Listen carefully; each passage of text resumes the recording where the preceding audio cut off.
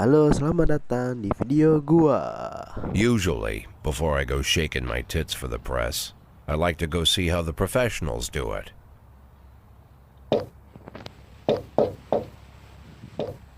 Some might say the chief of police has no business in an institution like this.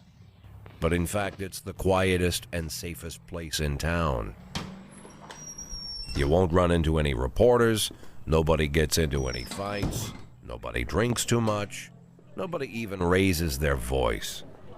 The place is owned by an elderly gentleman who knows how to keep things under control. That's why I never invite my friends here. I wanted to make an exception for my 60th birthday, but most of my colleagues are young enough to be my sons, and they'd rather get prostitutes.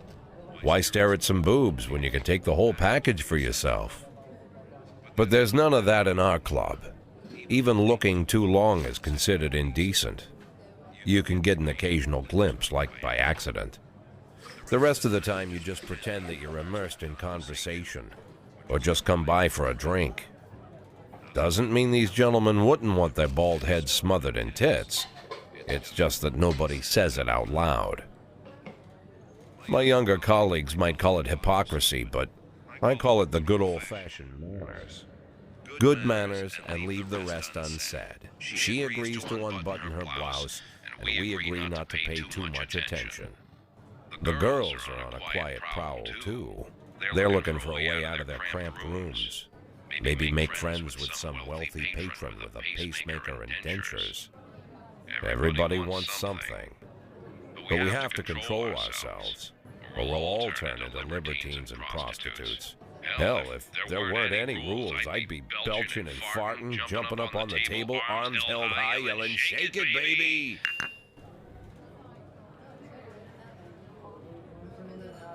No idea how I got so barbaric.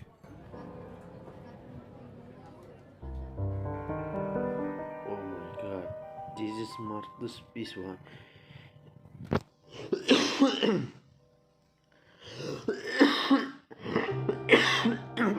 Dan ya guys, kita bermain game yang dimana kita menjadi kapolsek atau kepala kepolisian gitu ya. Dan ya kepala kepolisiannya mungkin agak sedikit korup seperti yang kita lihat dari ini intronya ya begitu. Hari pertama dimulai dengan cara ya seperti ada berita-berita koran, kemudian begini begitu. Kemudian kita berangkat kerja ya. Hidup ke mobil dulu gitu.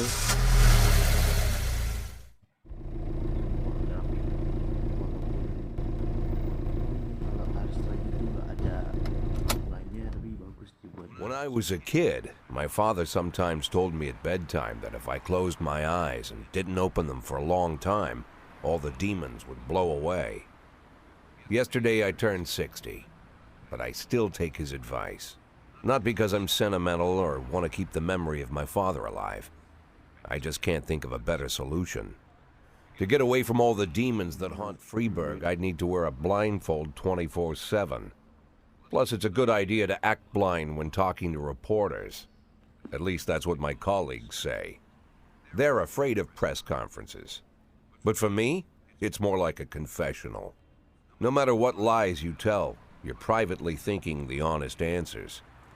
It helps me remember who I am. The fact that I'll be reading all about it in the papers tomorrow is a small price to pay. Call it penance for the preacher.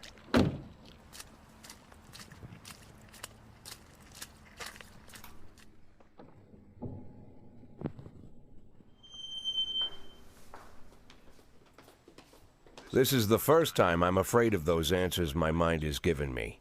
Not because I'm mad I'm losing my job. Though it's true, I'm mad as hell. Not because I subconsciously blame everyone else. Though I damn sure do blame them. And don't even ask me what my next move is. I can't imagine. But even that doesn't scare me. The worst thing is, I know I'm gonna have to do something. And I'll be damned if I know how far I'll go. I may have a lot of vices, but predictability isn't one of them.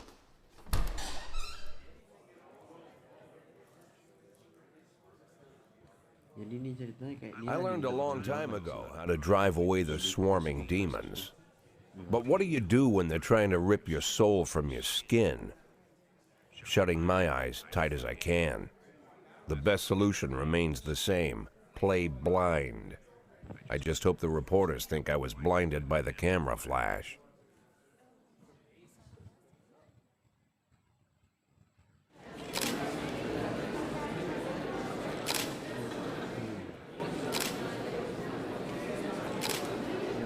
Ya kita melakukan interview yang seperti bisa kalian baca, bisa kalian post nanti benar. Dan ya ini sepertinya pertanyaan tentang kapan dia resign gitu dari kepolisian, dan ya ini menjadi press conference ya. Oke. How's the back today, Mr. Boyd? Same as usual. How did the press conference go? You can read about it in the newspapers tomorrow. Don't let anyone in. Even Mr. Kendrick? Especially Mr. Kendrick.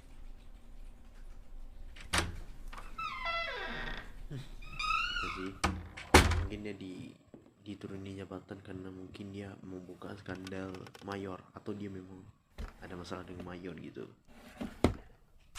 ya.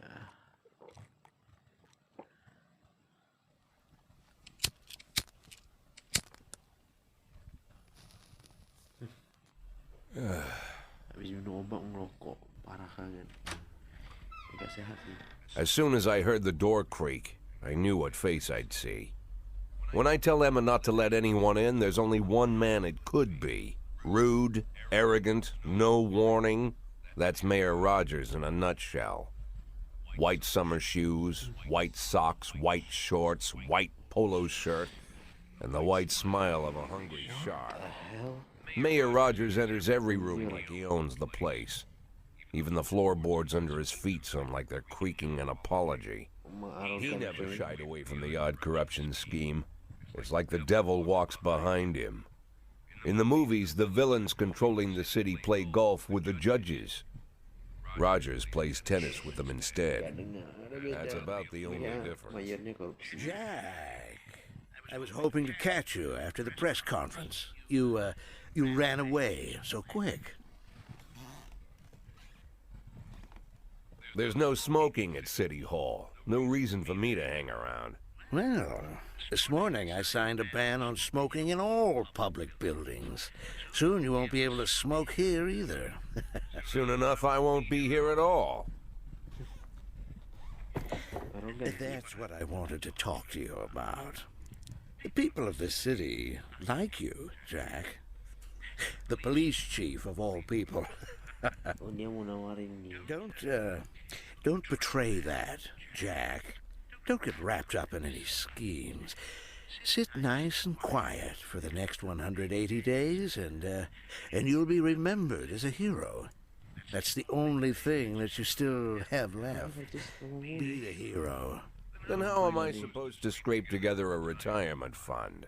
You had a million chances to secure a luxury pension, one that even I would have envied, although I've never set aside any money for myself. I'm not planning to retire anytime soon.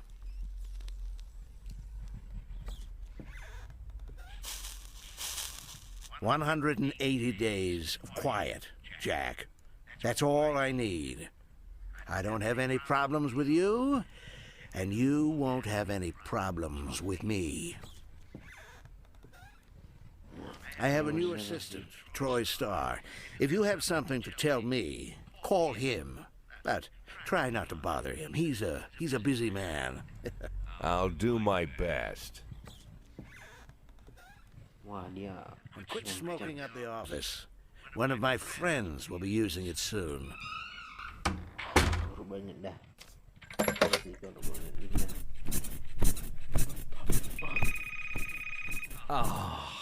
I'm sorry, babe. Only the mayor has this number. Mr. Mayor? Yeah, is this Troy Starr? Yes? Go fuck yourself, Troy Starr. Orang nggak marah anjing misalnya lagi nih. Apa tadi?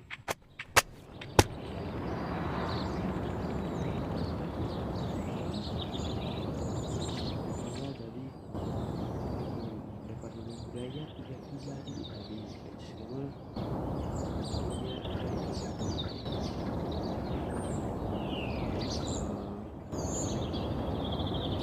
rakyat polisi.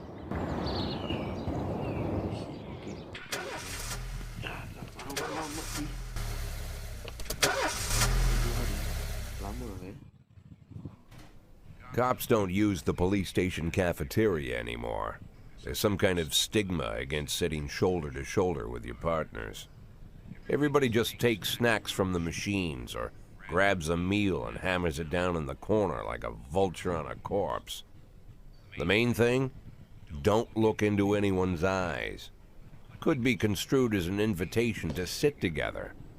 The only people eaten here are ghosts.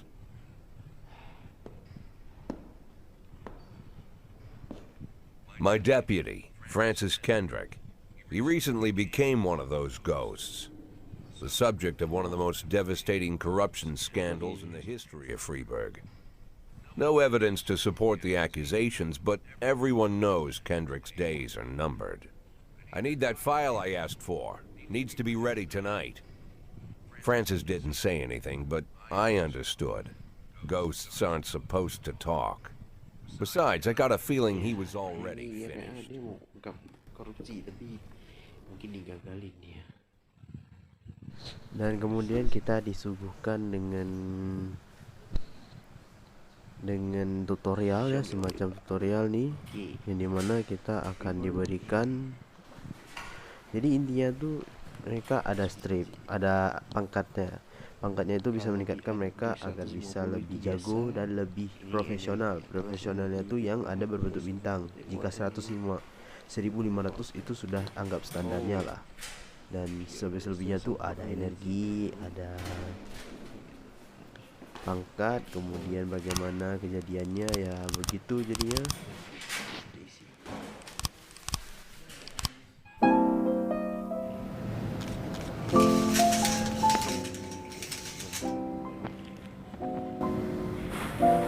Kemudian langsung saja menuju gamenya ya, dimana kita masih disuguhkan dengan tutorial. Kemudian kita polisi. Tutorialnya bagaimana cara kita dispatch atau memberikan jawaban kepada panggilannya. Mungkin ada ke panggilan palsu gitu, dan juga ada deskripsinya. Kemudian dan juga bisa dilihat bagaimana polisi bergerak. Jika mereka tidak tahu, mereka akan menanyakan kepada kita. Kemudian kita bisa, setelah shiftnya berakhir, mereka bisa kita taruh di. Used to be, when I asked Kendrick to stay late at the office, he liked to grumble and crack wise. Nowadays, he doesn't have the strength for it. Slumped shoulders, blank stare, wrinkled skin. The past few weeks, I don't hardly recognize my old friend. In his younger years, he reminded me of a gallant royal officer in an old Kipling story. Kendrick isn't just crumbling under the weight of the public pressure, but from the shame of it all. Internal Affairs raided the library he inherited from his grandfather, hoping they'd find buckets of cash stashed in the pages. Heard about the look on his face, the fearless policeman standing helpless in horror. I've known Francis for 30 years. The past 20 years, he's played loose with the law. And I know that at a certain point, every stolen dollar brings more misery than anything else. Probably sounds crazy, but I sympathize with the guy. What can I do? Your friends are your friends, and these are the waters we swim in.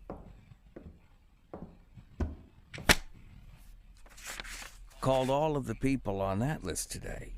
Now they know you're in business, so you could get a call from any of them. You don't need to worry about any of them. I've cleared them all. And what kind of business are we talking here? It's nothing too serious, just like you asked. Should be just a few small favors. Payments will vary depending on the situation and who you're dealing with. How much are you looking to earn? $500,000. $500,000? Why not a whole million? Because everybody wants to take $1 million. Figured I'd try something different. $500,000 in 180 days? Well, you could earn it all above board if you netted all the big fish and hit all your bonuses. Never knew you for a fisherman. Well, you never got into my business, and I'm not trying to get into yours. But be careful about bringing in any other cops. Sooner or later, they'll put the finger on you. And one more thing, Jack. I remember what you said, but I should probably add one more name to that list. Christopher Sand. Sand. Christopher G. Sand. Everyone knows the name, but few could tell you who he is. The old man stays away from the spotlight. Always wears old-fashioned jeans and knitted sweaters. Gives to charity. Rarely attends social events. An avid hunter, I hear. Even dabbles in poetry. You'd never guess he's the head of the oldest and most powerful gang in the city. Goes back as far as his great-grandfather. And Sand is strict about following the old rules. He rarely involves himself in commonplace murders and robberies. Hardly needs to intimidate anyone to get his point across. The people who work for him each have their sphere.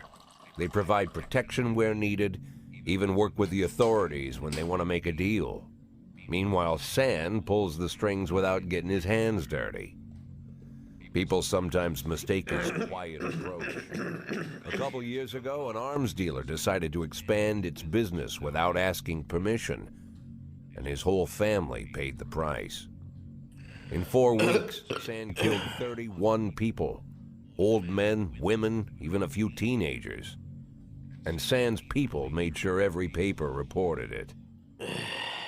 Frank, I don't want to hear you say that name again. Jack, please, listen to me. I'm in with these guys. We agreed, Frank. That's not the kind of business I'm into. I don't go there. Never have, never will. Ngeri sih. Si Christopher G. Sand. Kemudian kita kembali lagi di hari ketiga ya, seperti biasa membaca koran gitu.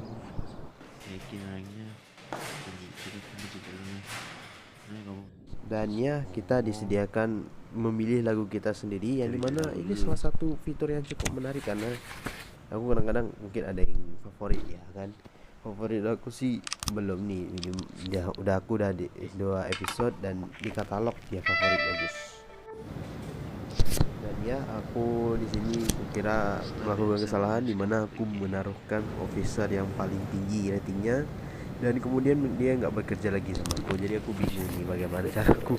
Tapi ya lumayan dapat duit.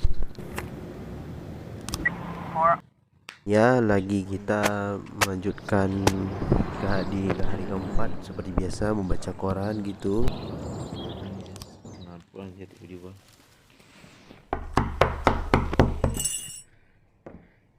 Whenever I'm alone at home and there's a knock at the door, I always hope it'll be my wife, Laura. She's always forgetting her keys. Hello, my name is Steve, and you're Jack Boyd, is that right? To get to my front door, the Bible boys walked about a mile from the local bus stop, jumping over mud puddles and skirting a couple of landfills. Laura doesn't go in for religion either. But according to her, these brave lunatics with their fake smiles deserve at least a minute of attention. She patiently listens to them, asks them questions, regales them with pastries, and never once dropping a hint of condescension. When I watch her do it, I've got to admit it gets me. I'd have hugged those boys, sat with them on the porch, and lit up a cigar. But a month after Laura left, all I could do was quietly ask them not to bother me. Today I'm a little rougher still. Shut the door on his nose this time. Another couple weeks at this rate and I'll be greeting anyone who comes close with my service pistol pointed towards the sky, ready to fire my warning shots. In my life, even the basic stuff never goes like it's supposed to. Normally, when a wife is going to leave home, she'll make a scene or at least sit everyone down for a serious conversation. But Laura just disappeared. The children in the stories always stand on the side of the mother, but all 3 of our sons supported me. The in-laws always blame the husband for making their daughter unhappy. But now Sally, Laura's mother, well, we sort of have a pact. The fellow Laura ran off with is young enough to be her son. I hear he's 30 years old. Of all the possible information a man can know about his wife's lover, I get hit with that. Fortunately, Laura's mother doesn't like the way it sounds either. Sally figures this guy just thought he'd have some fun with a mature woman, but he'll be back chasing college girls before the year is out. So we have an agreement. Sally's gonna track down Laura and try to reason with her, and we'll arrange a meeting. Meanwhile, I'm supposed to not do anything stupid, which of course means anything at all. It's a crazy situation. I'm the police chief, and the person I'm trusting to find my wife is an old woman armed with a phone book. But I can't afford to lose Sally as an ally. So for the moment, I had to swallow my pride.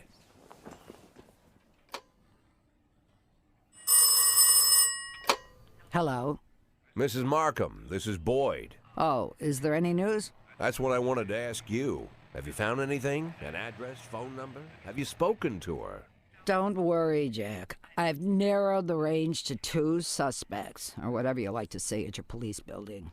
At my police building, we find people faster than a funny old woman chirping on the phone with my wife's girlfriends. Oh, you're an old man, Jack. Come to your senses. They'd give us straight odds on the street. But I've got more energy, Jack. Maybe you think I'm a foolish old woman, but I go to my book club, argue with the girls about Byron, and it gives me energy. I talk to my dogs, and it gives me energy. And you have nothing, Jack. You don't even have a hobby. You got no passion. It's why Laura left you. Let's not go back into that, Sally. Find my wife, and we can discuss my hobbies later. I'm waiting for your call, and my patience is running thin. Laura, if you've stopped loving me, I'll let you go. I can't expect the impossible from you. Just don't let me die out here, okay?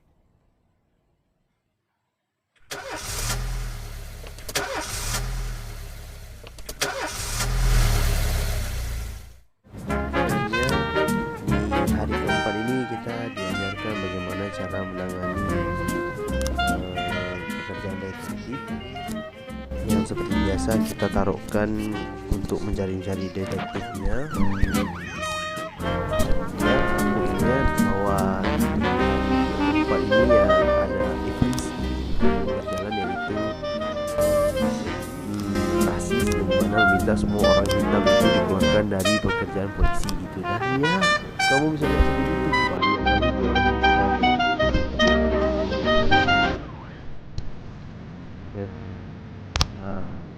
Investigasi yang dimana kita dapat ini ceritanya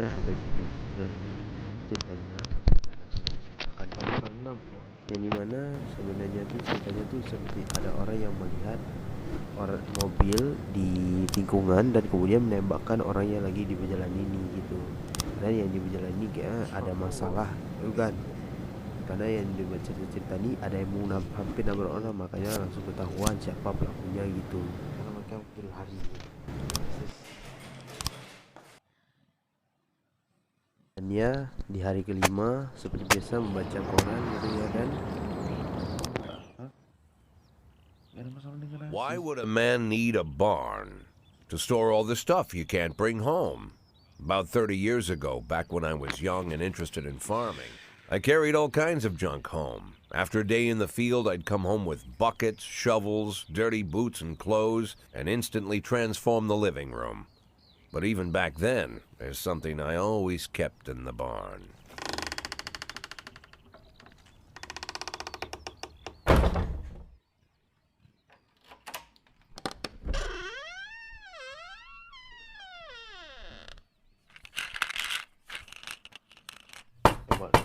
I stopped keeping my pills inside the house because every time I was about to take a triple, someone would knock on my bedroom door. Now they're knocking on my barn door. Well, fine. It's not every day that someone comes to visit your barn. In all the years we worked together, Kendrick never came to visit the house. We drank at bars, went fishing, went to the mountains, even chased off some poachers one time. But he never came for dinner with the family. We never watched football over here. And now he's brought his friends to visit my barn. I always try to look unsurprised, like it's an everyday thing to get visitors at the old barn, especially guests with their own personal bodyguards. But Kendrick is sharp enough to see he's caught me with my pants on backwards. Sorry for the surprise, Jack. We saw you from the car. Figured we'd find you in here. I'm going in for a minute, fellas. These guys will wait outside.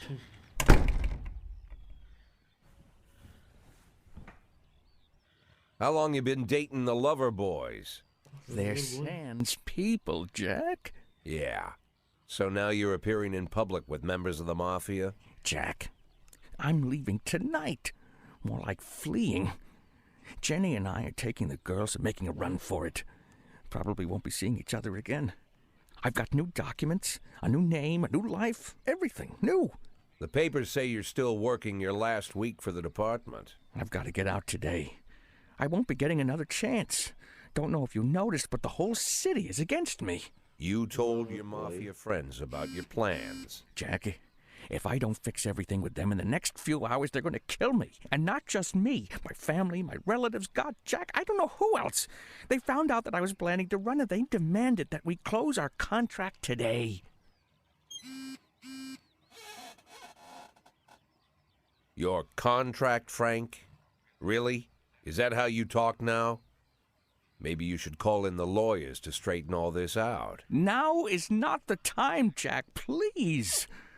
I have a commitment to them until the end of the year.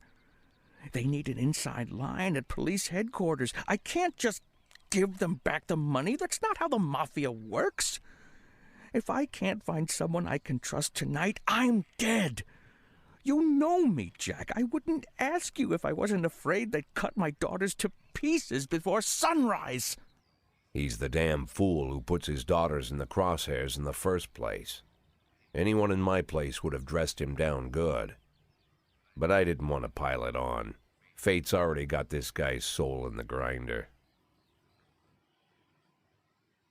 Seperti yang bisa kalian lihat, ya ini kita dihadapkan dengan berpilihan di mana yaitu kita harus membantu Kendrick atau tidak. Kalau tidak kita bantu maka keluarganya terancam.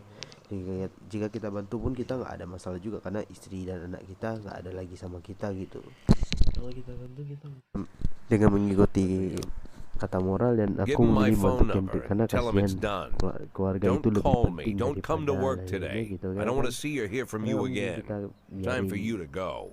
Jack, get the fuck out of my nice cozy barn, Frank. Ada masalah dengan mafia.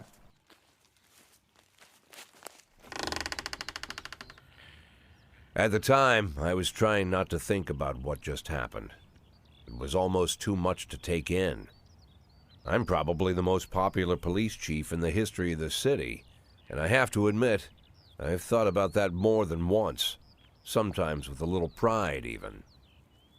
In one of the features they wrote about me in the papers, they said it pretty plain. He catches the criminals. Believe me, high praise like that is unheard of in Freeburg, especially for a cop. And here I am, the person who catches criminals, and I've agreed to help the Mafia, or I'll come home to a bag stuffed with my kids' body parts. Right before the last hammer falls. Hey, remember that cop who caught criminals? It turns out he was a Mafia bitch. And all for the sake of a greedy, corrupt cop who should have fled the country years ago. That sound right to you? Yes.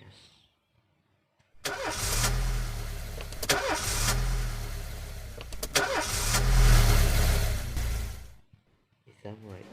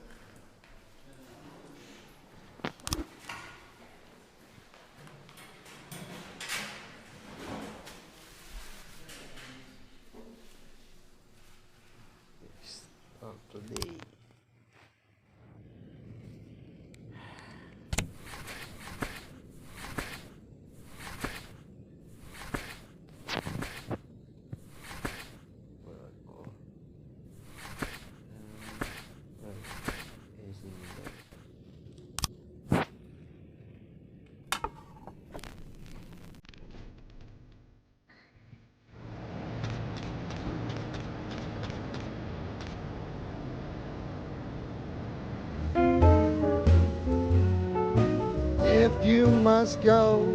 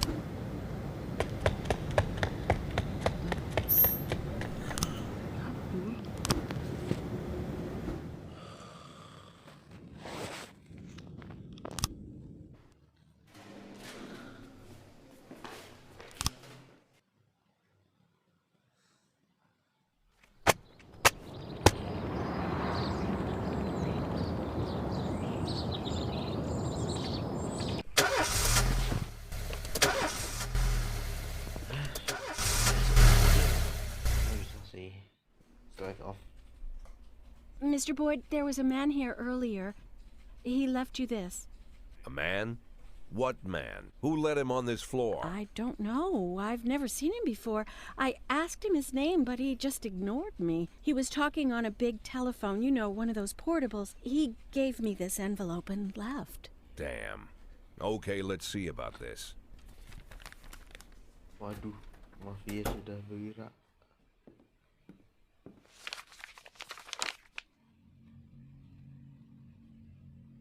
Of course, they could have shot them the second they took the photo. But I knew Kendrick and his family were all right. Either way, the message was not that they got out. It meant that I was in. My servitude to the Mafia had begun. I'd only been in my new position 5 seconds, and I already knew why Kendrick called it a contract. You sound doomed if you call it what it is. A curse. Mafia coy. Boyd. Good morning, Jack. I believe you just received my message. Who am I speaking with? Oh, I'm sorry. I forget some people don't recognize my voice. But I assure you, Jack, if I was sitting right there in front of you, you'd have no trouble recognizing me. Like I was a member of your family. Even better than a wife, perhaps. A wife can betray you. No man is immune. I don't talk to people who don't tell me their names. Oh, Jack, don't be so childish. You're too old to run away from strangers. Yes, we both are. And in our old age, friendship becomes rare and all the more precious. But of course, we must work with new people and find out new names. So if you insist, Jack, let us formally meet. Hello, Jack Boyd. I'm Christopher Sand. Wonderful, Mr. Sand. And what is it you do for a living? Oh, you'll soon find out all about that.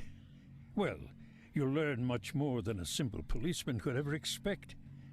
You're a simple policeman no longer, Jack. Don't turn off your phone. You start today.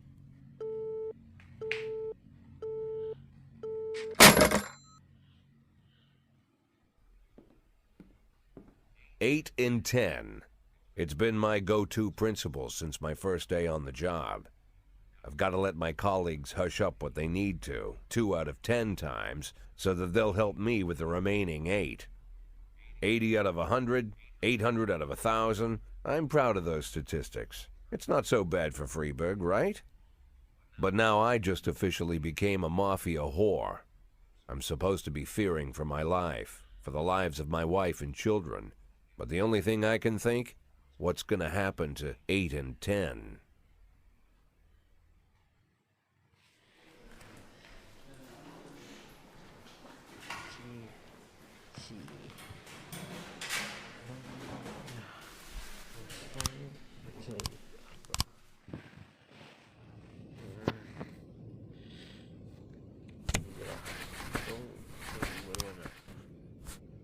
Alah.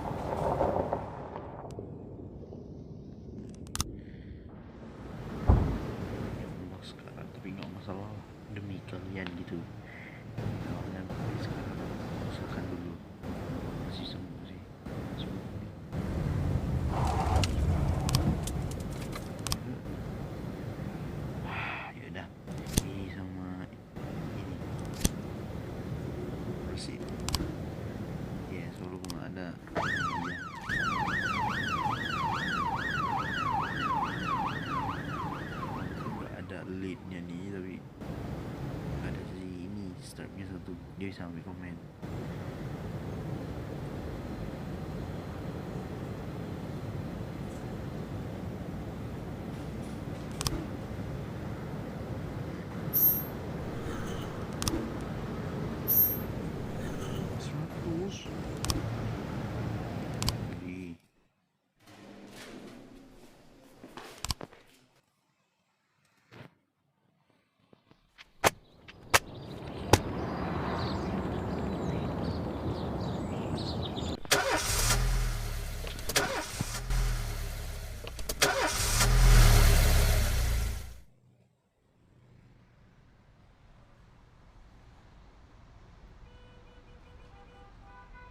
The people of Freeburg have built up a tolerance for the petty horrors of modern life.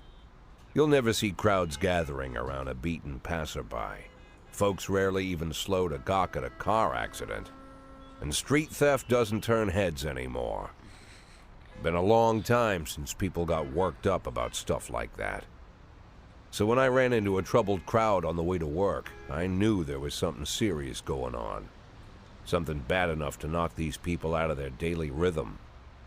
And we're talking about people who would step over a corpse if it was blocking the door to the coffee shop. But apparently all it takes is a bunch of leaflets, or spreading broken glass across Main Street, or releasing a couple of hundred rats in the ice arena. The mysterious figure taking responsibility for these strange acts goes by the alias Robespierre. Nobody knows who he is, what he wants, or what all this adds up to, from the buckets of lard spread on the sidewalk to the front door of City Hall covered with ostrich feathers.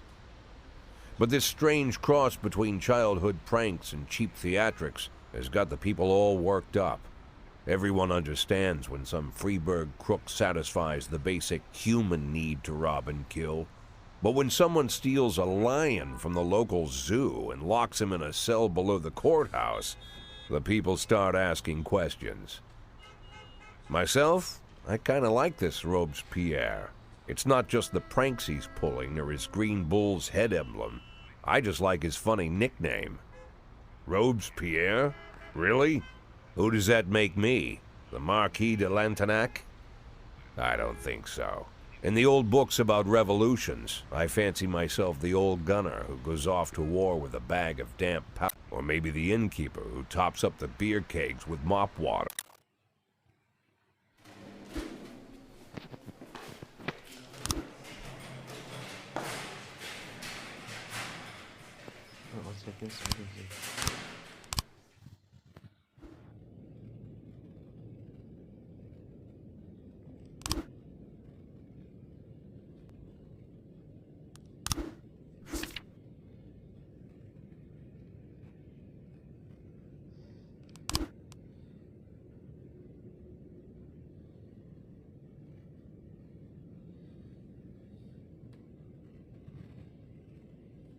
Oh, ni lagu.